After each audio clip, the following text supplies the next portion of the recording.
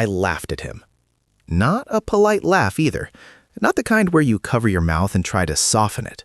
I mean the kind that slips out sharp and loud before you can stop it. The kind that makes people at nearby tables glance over for a second. It happened in the middle of dinner, right there under the dim yellow lights of a crowded Italian place downtown. Friday night, packed tables, the smell of garlic and wine everywhere. Couples leaning toward each other, waiters weaving through the room with plates of pasta and glasses of Cabernet. And there I was, sitting across from my husband, laughing like he had just told the dumbest joke in the world. Except he hadn't been joking. His name is Daniel. We'd been married for 8 years at that point.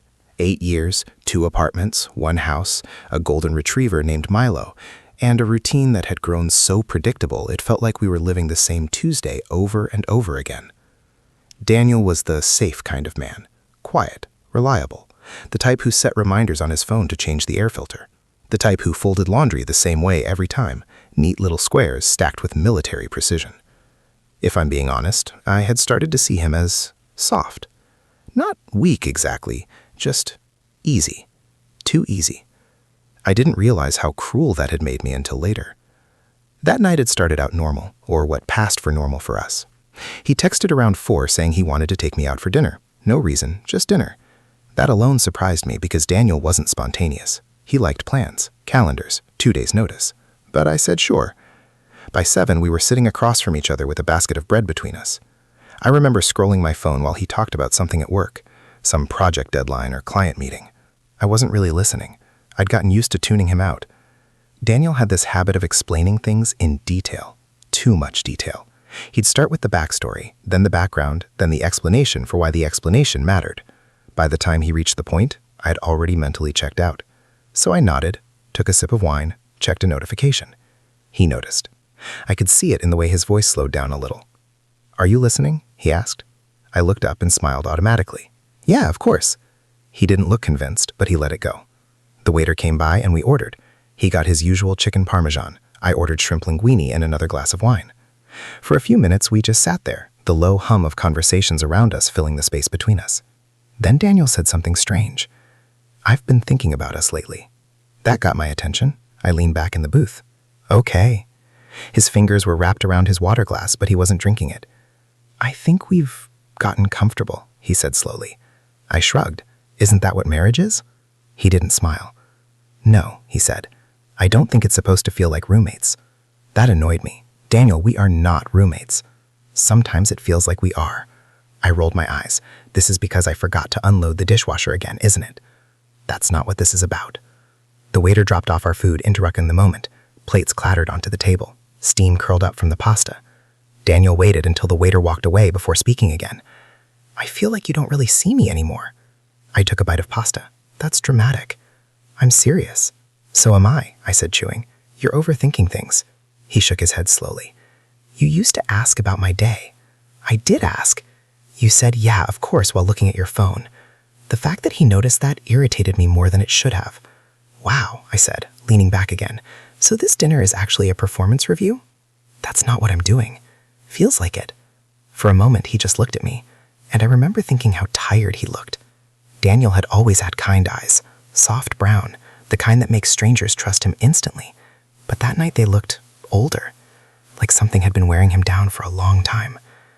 "I'm trying to talk to my wife," he said quietly. I let out a breath and took another sip of wine. "Okay, then talk." There was a long pause. Then he said something that made me laugh. "I think we need to fix this." That was it. 6 harmless words. "I think we need to fix this." And I laughed. It wasn't even intentional. It just burst out of me. Because in that moment, it sounded ridiculous. Fix what? Our life looked fine from the outside. Nice house in a quiet suburb outside Denver. 2 decent incomes. Weekend barbecues with neighbors. A dog that slept at the foot of the bed. People would kill for that kind of stability. So yeah, I laughed. "Fix what?" I said between chuckles. "Our wildly boring, stable, normal marriage?" His face didn't change. That should have been my first warning. "You think this is funny?" he asked. "I think you're being dramatic." "Dramatic? Yeah."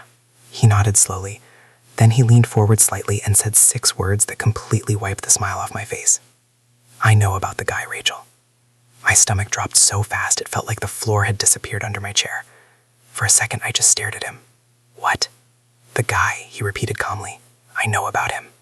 My brain scrambled to catch up. There was only one guy he could possibly mean, and the fact that he said it so casually made my heart start hammering in my chest. You're talking nonsense, I said quickly. Am I? Yes. Rachel. He said my name in that slow, steady voice he used when he was absolutely certain about something.